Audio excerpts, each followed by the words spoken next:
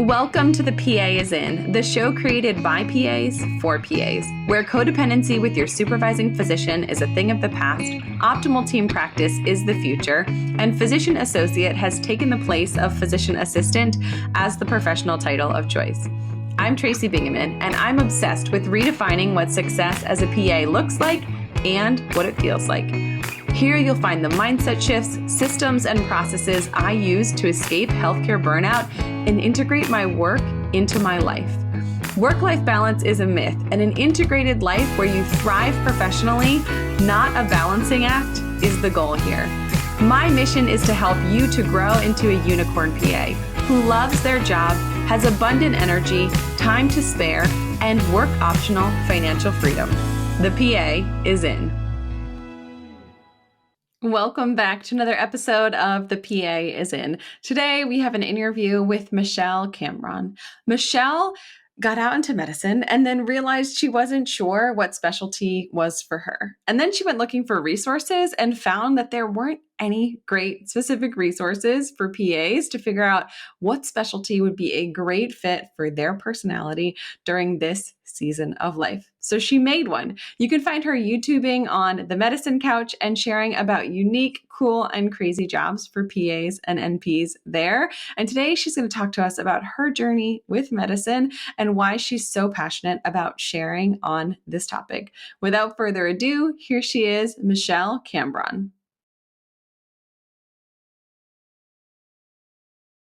Michele, welcome to the PA is In. Thank you so much for being here. Hi, Tracy. I am so excited and happy to be here. This is actually my first time being on a podcast.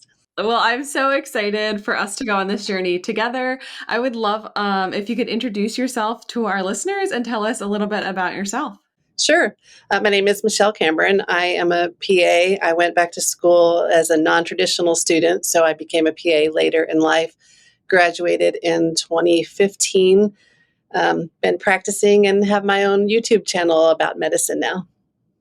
Love it. So we're going to get a little bit more into that in a minute, but I would love it if you could tell us about your clinical career and what you have done and sort of how those transitions have gone for you.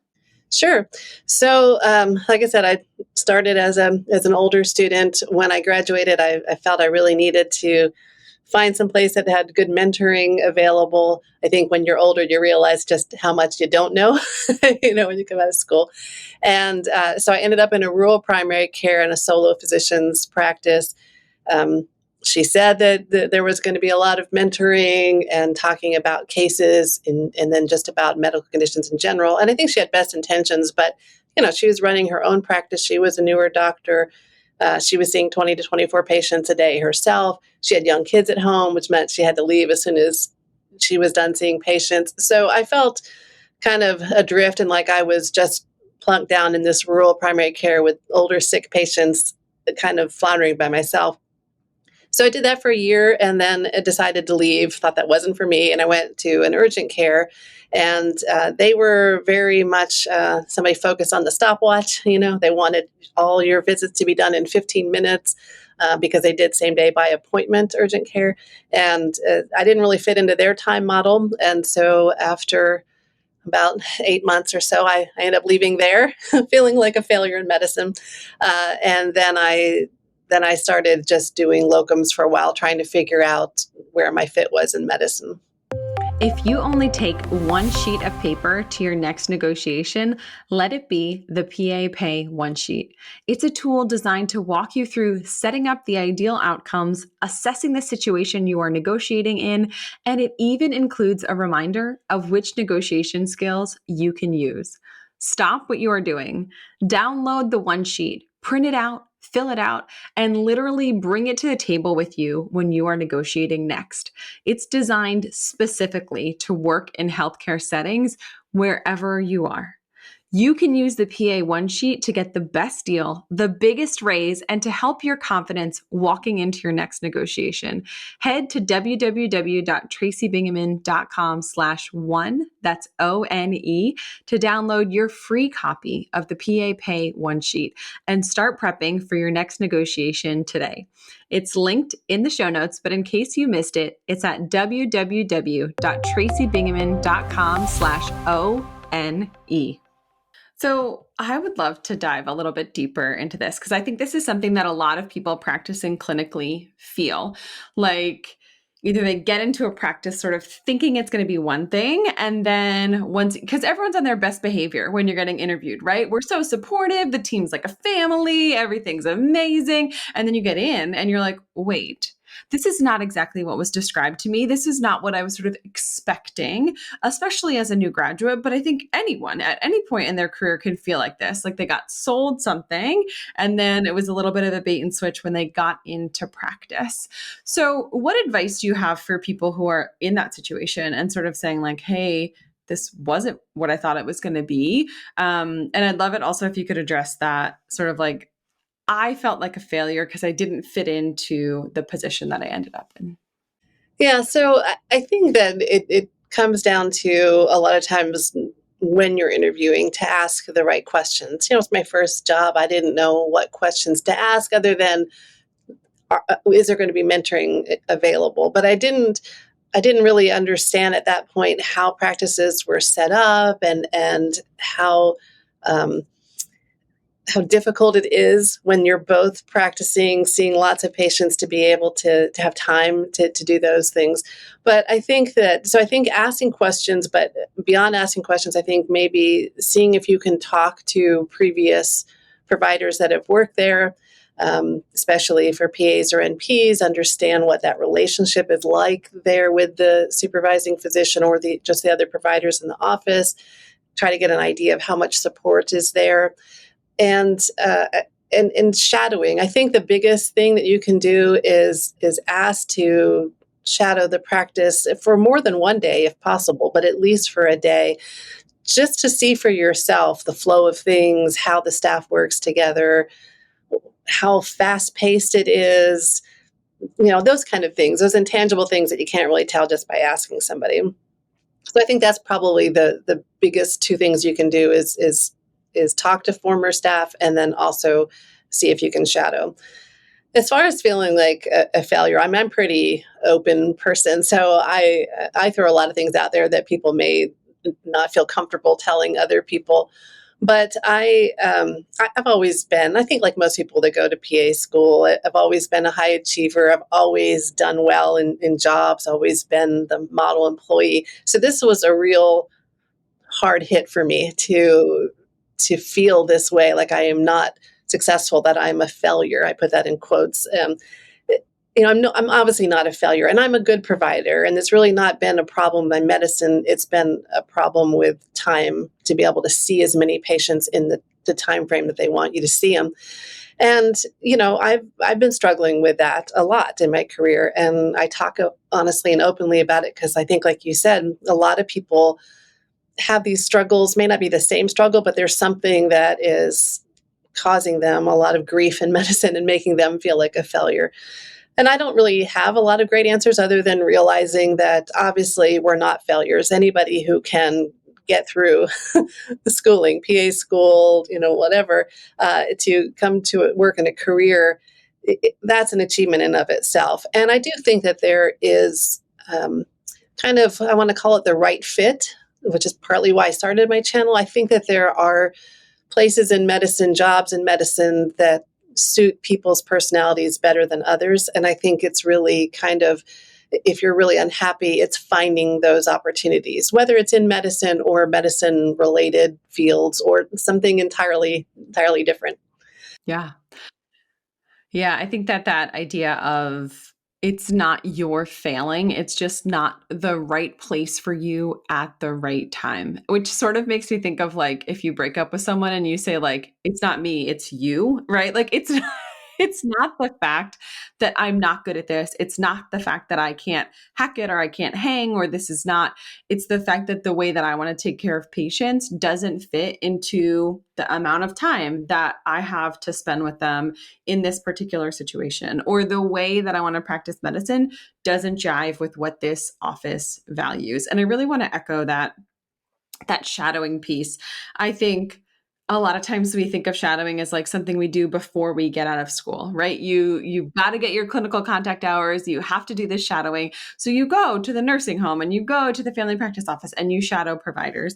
But once you're out, I think that shadowing is so powerful.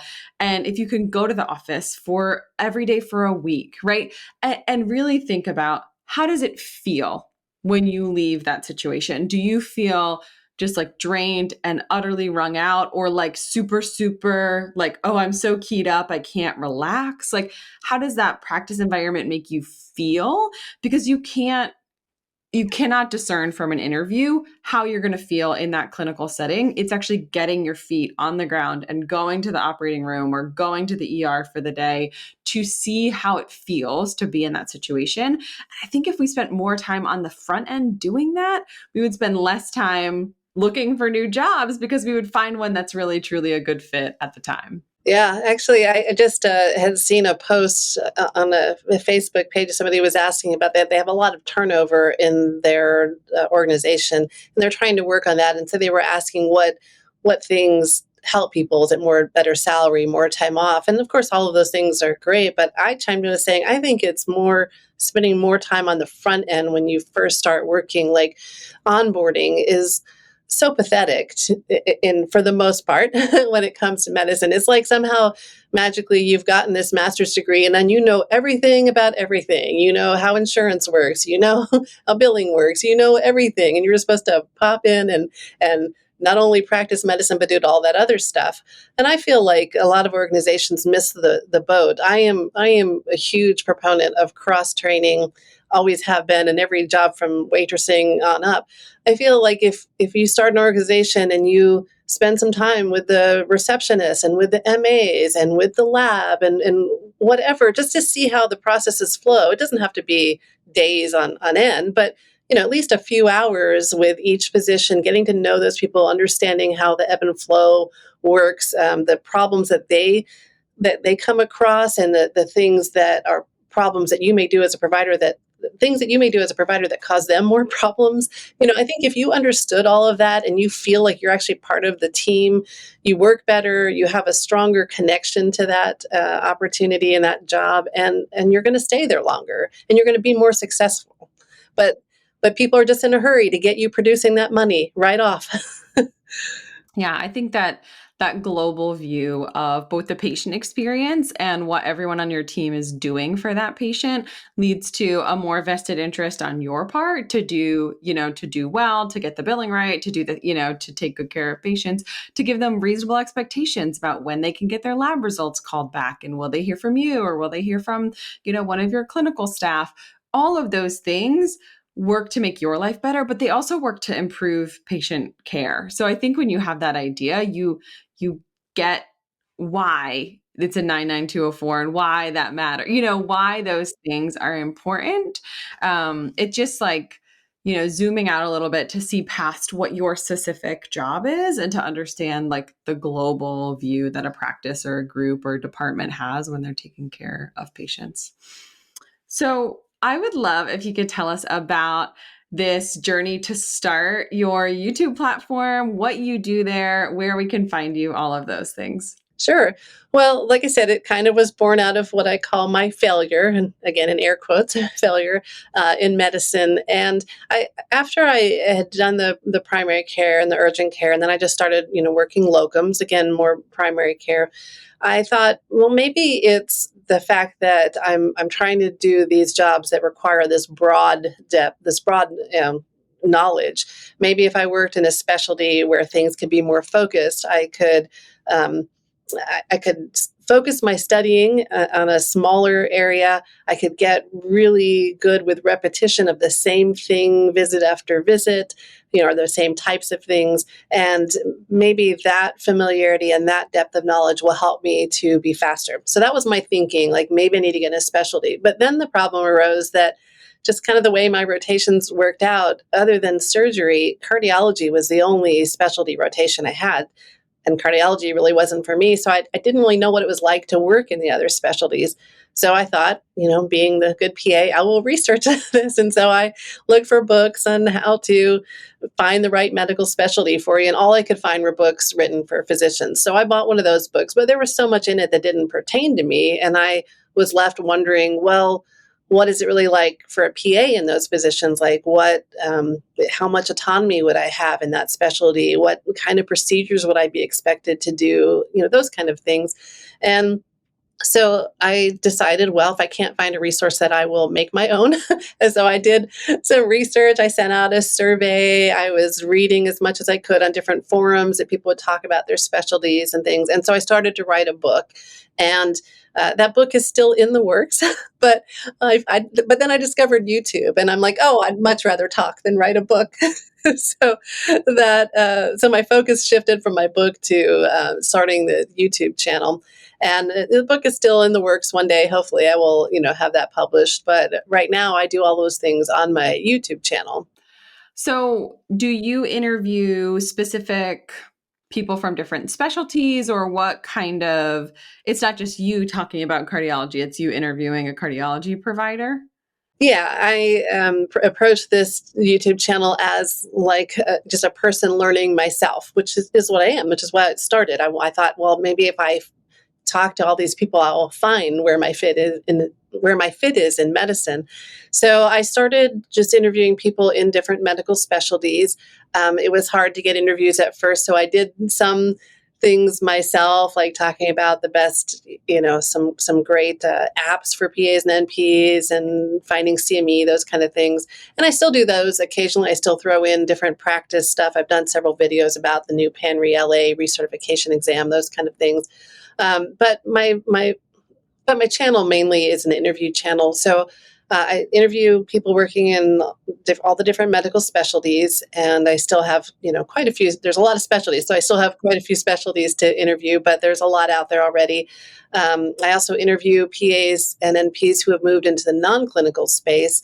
And I think there's a lot of people that have just had it with medicine or wonder, like, maybe there's something I can do adjacent, with my knowledge that I have, something adjacent to in medicine, but not clinical practice. So I interview people doing those type of things, PAs and NPs that have their own business, and then, like I said, just general professional topics. But my absolute favorite interviews that I do, I have a playlist called Cool and Unusual Jobs for PAs and NPs. And that's my favorite. I love, there are so many amazing opportunities available to us that I had no idea, that you don't learn about in school. And so I love to highlight those things because I'm just kind of, like I said, different and quirky, and I have a different lifestyle than most people. So those jobs are fun to hear about.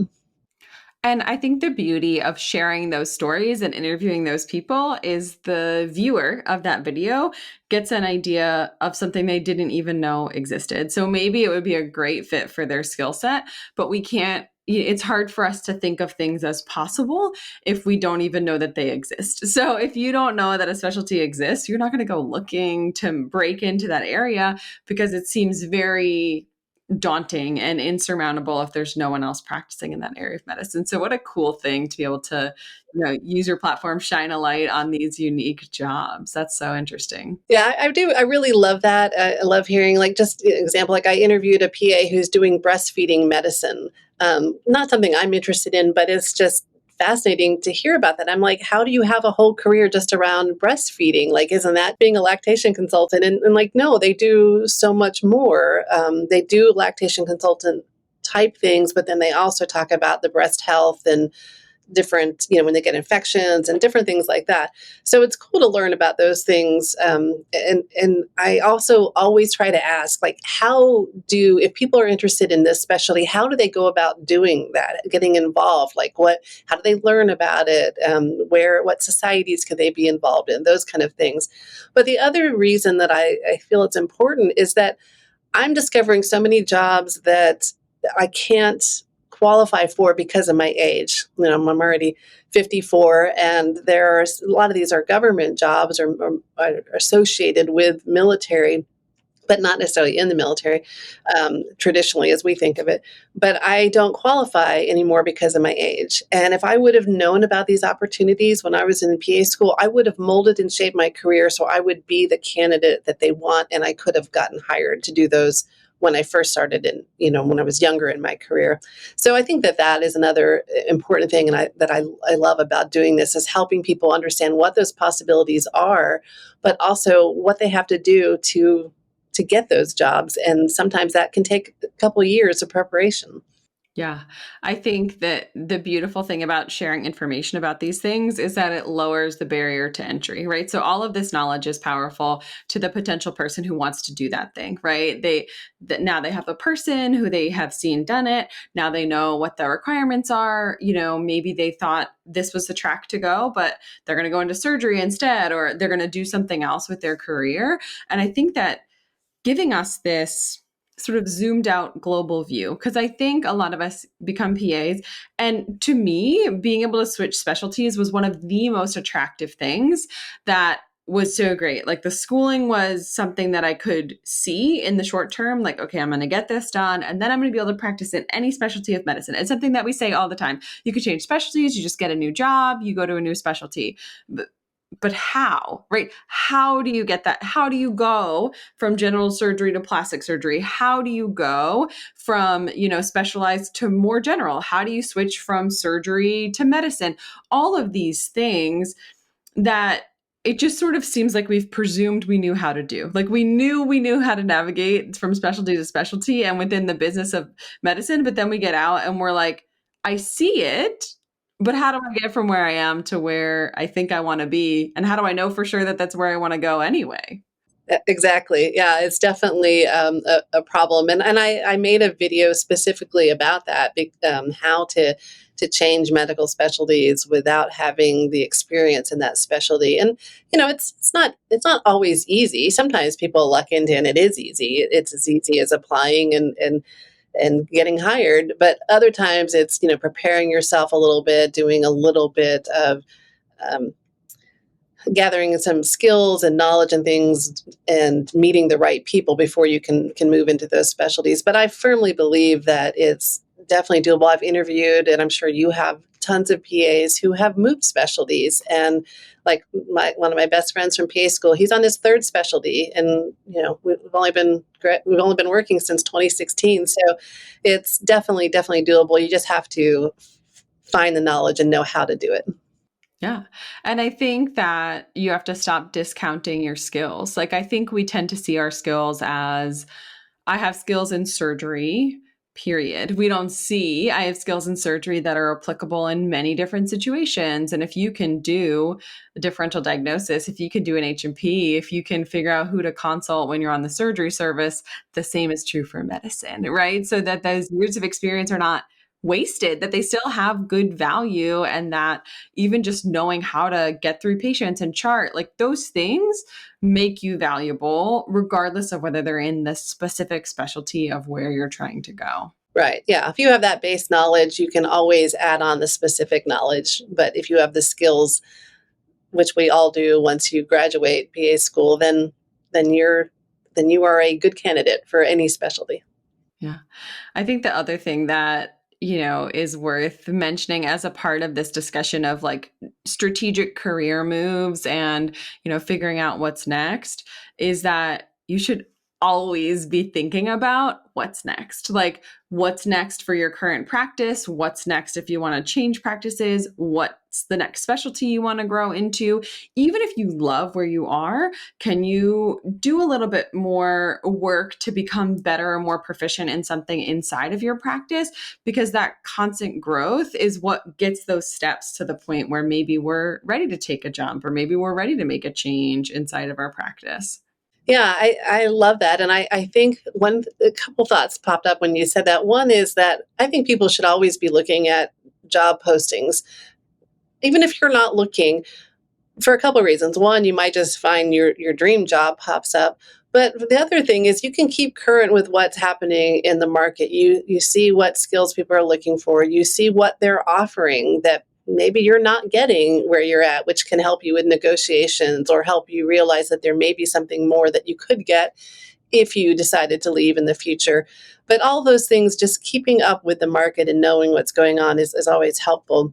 And so the other thing, you had mentioned something about learning particular focus within your specialty. I think that is a huge opportunity that a lot of PAs don't think about, is kind of developing a niche practice within your practice. Now, of course, this works better for people like in primary care or something like that. But if there's something you really enjoy in your practice, say you're working in family practice, but you want to move into dermatology, which is notoriously hard to get into, then become the derm person in your practice. You're not going to see every derm patient, but if your colleagues, inevitably you'll work with people who like, oh, I hate derm, I don't know anything about it.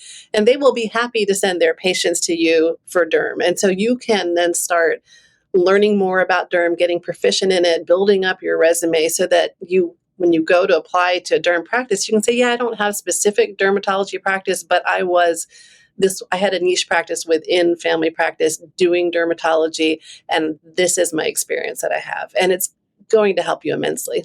Yeah. And I think that sort of having an idea of doing that on purpose and saying, hey, so then you go to apply for that derm job and you say, I was seeing 15 derm patients a week, right? I was seeing, these are the types of diagnoses that I was seeing. This is the type of courses that I took.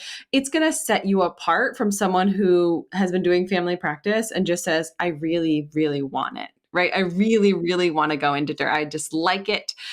Having that data is going to set you apart from other applicants. And it'll help if you really do like derm. Like, what if you think, derm is my dream job. But then you start seeing all these dermatology patients and you're like, oh, this is a nightmare. I would not want to do this all day, every day. You've just saved yourself from making a huge move. And then you can kind of slowly back out of being the derm person in your family practice, So. Yeah. I think anytime that you can, with low risk, volunteer to do something, to try it out, or to, sort of become that person who's the person doing the schedule, who's like, I was in a group where we had a leader and I was pretty sure the leader was going to be leaving.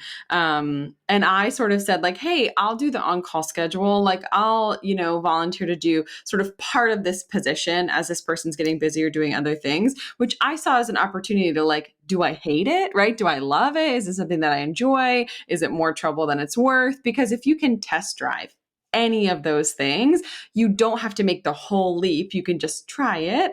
You try it before you buy it, right? Try it, see how it feels, and then decide if it's something that you want to pursue. Exactly. Yeah, I think that's a great point. Time marches on, and as we age, we are losing collagen at a rate of 1 to 2% per year. Collagen is the single most abundant protein in our bodies, and it's necessary for healthy bones, radiant skin, resilient muscles, and well-functioning joints. To combat the loss of collagen, I've been using Liquid BioCell Oral Collagen from Modere. I love this liquid collagen so much that I decided to partner with Modere to offer you $10 off your first order. Use the link in the show notes to redeem your discount today. So, what is something that you wish you'd have known before you went into medicine? So like before you decided to become a PA or even before you started practicing clinically, if you could go back and sort of have this knowledge, in hindsight, sort of looking back, what do you wish that you had known beforehand? Yeah, and it's kind of a difficult question, right? Because even if you would have known, it would have changed your mind at the time. But there's two things that probably pop into my mind. One is that I wish I would have understood about patient care experience before going to PA school. So my school, like almost every school, required a certain number of PCE, patient care experience hours, and I was diligently checking off all the boxes for my PA application, and I made sure I had the number of hours that they required. But I didn't think about the quality of that experience. So I was working as a tech at a children's hospital in the ambulatory day surgery center.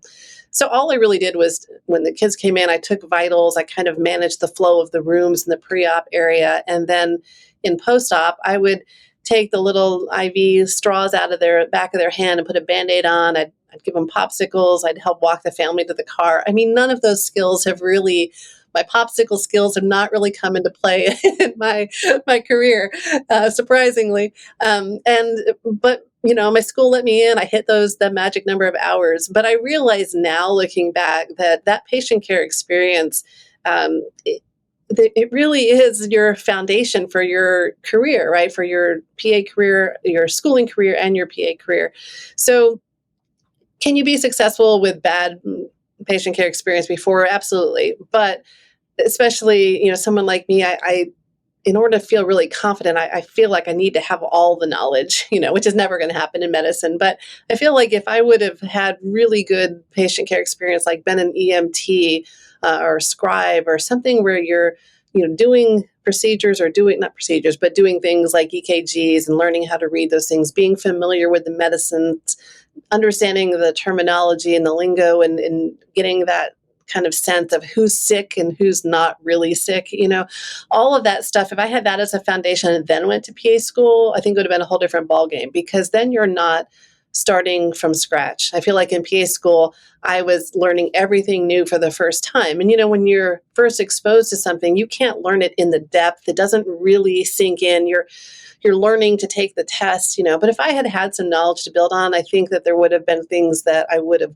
gotten better, that would have sunk in more and would have served me better in my career. So I think that's one thing. And I always try it when I see pre-PA students on, different social media sites asking, like, is my time as working as an ophthalmology tech, will that get me into PA school? And I'm always like, well, it might, but that's not the point. You really need to look at the quality of your patient care experience, even if you have to wait another year for applying, so you get some really good experience. That would be one thing. The other thing is probably just kind of we hit on a little bit, is that your worth as a provider is not necessarily based on how great you are with your patients, how much patient education you give. I mean, obviously everyone has to be competent, but your worth as a provider in the business of medicine today is really about how many patients you can get through and how much money you can generate for the practice of the organization or the hospital that you work for. Because I don't think people realize that everything that happens in medicine, it only happens because of providers. Because I'm not saying that other jobs aren't important by any means, but we're the only ones generating the income, right? Everybody else is being, receiving from what everyone else gets paid from what we produce, and the lights stay on from what we produce. So there's a lot of pressure on providers to get that money in. And I think that a lot of us go into medicine thinking, kind of like me, like I love to talk with patients. I love to educate people. I love to talk in general, so you can tell. But I love the patient education part. I love for people to understand their medical conditions and the medicines they're taking and why they're taking those medications and how to, make the changes to be healthier and take control of their health. But you don't have time to do that in the business of medicine today. And I don't know that I would have, if it would have changed my mind, because I was kind of, just bent on becoming a PA. But I think that that's something that people don't realize when they're looking to get into medicine. Yeah, I think, a lot of us have this refrain, I went into medicine because I wanted to take care of patients, which I think can simultaneously be true and also be not realistic with the way that we practice medicine. So I think, for me, I was very naive to the business of healthcare and to the way that it worked and how my role fit into a practice that had a bottom line and a balance sheet and a budget for providers and specific metrics that they wanted us to meet. And I do think in my time in medicine, this has become more transparent and people are more aware of like RVU tracking or revenue, that they are every month printing out how many patients Michele saw and seeing if you are, 50th percentile, 90th percentile, where you fall in that productivity. I can remember when my second job doing general surgery, I joined a practice that had just one surgeon. So we had one surgeon, support staff, just our office, which is probably not the most efficient way to run a general surgery practice, but it was what it was.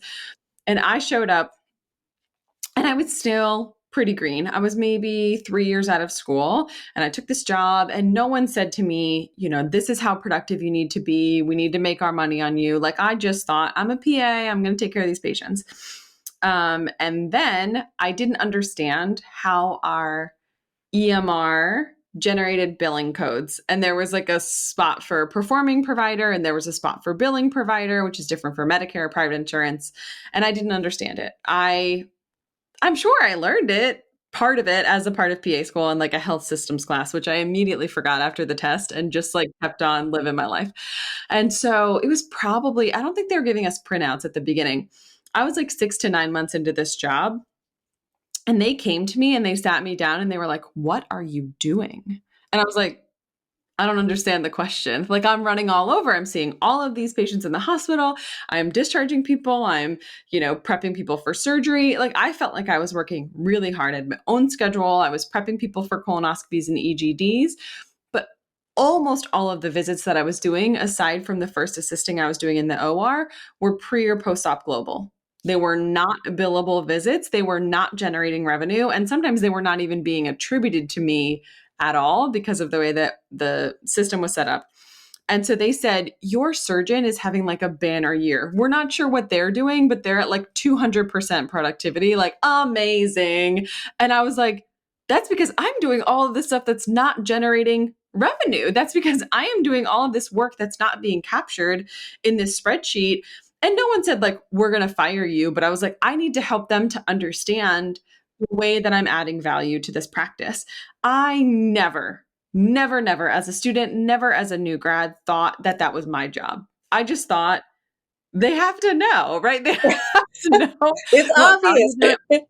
isn't that their job? Like, I was like, it seems like that's their job to know what value that I'm adding and to have a finger on the pulse of how I'm making this surgeon more productive and how I'm making our patient satisfaction scores had gone through the roof. Like, all of this stuff was getting better, but they were not connecting those dots to my value that I was adding.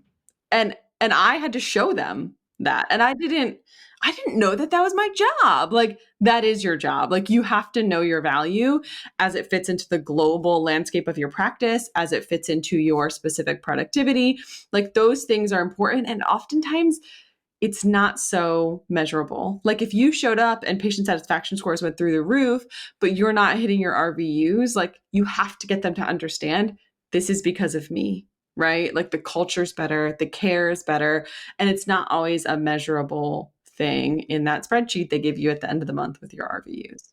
Yeah, that's a great story and a great example. And I think that that's part of the big frustration and part of the burnout that people have in medicine is that we're here working as hard as we can. And half the time, all you ever hear is, you're not doing enough, you're not producing enough. Um, but we're doing our job, and we are being managed by people who have no idea about medicine. They have, some business, they have a business degree or an MBA or something, and they come in and they're trying to run things, and they're looking, and I'm not saying that they're evil or anything, but they're looking at it from a different lens, and they don't understand what happens in healthcare. And so they're just looking at the numbers and the bottom line.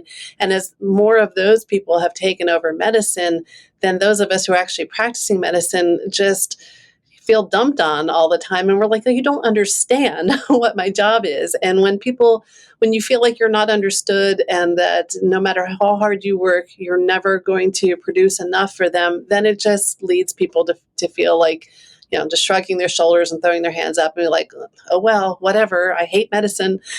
I can't fit into this system. I can't get things done right. And that's sad. It's sad that people have worked so hard and spent so much money to get to the point in their careers where they want to help people and practice medicine, and it all comes down to money.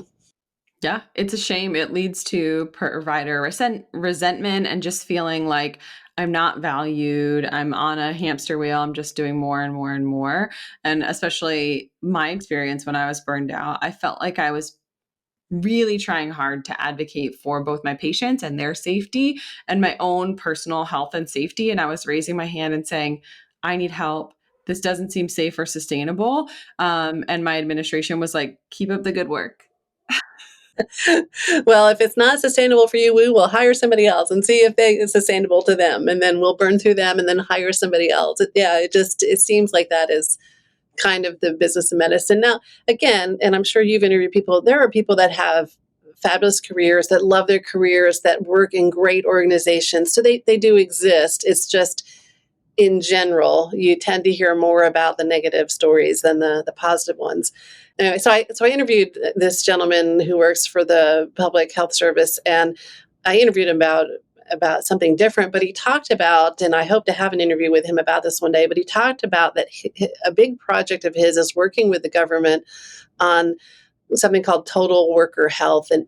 He said, I write prescriptions not for patients, but for organizations. I look at the systemic problems or the systemic problems that are really causing havoc with providers and patients alike. And instead of putting it all on the provider's shoulder for them to work harder or do more or get better, I mean, everyone should strive to always get better, but you know what I mean? Instead of putting it all on the provider's shoulders, we look at what things are set up in the organization that are setting people up for failure to begin with and working on changing those. And I thought that was just brilliant. And I can't wait to talk to him and learn more about those things, because I think that needs to happen. If things are going to change in medicine, we have to understand that it's not, and I think that's the light bulb starting to go on different places, but the answer can't be that providers need to do more, because it's just not humanly possible. We can't sustain it.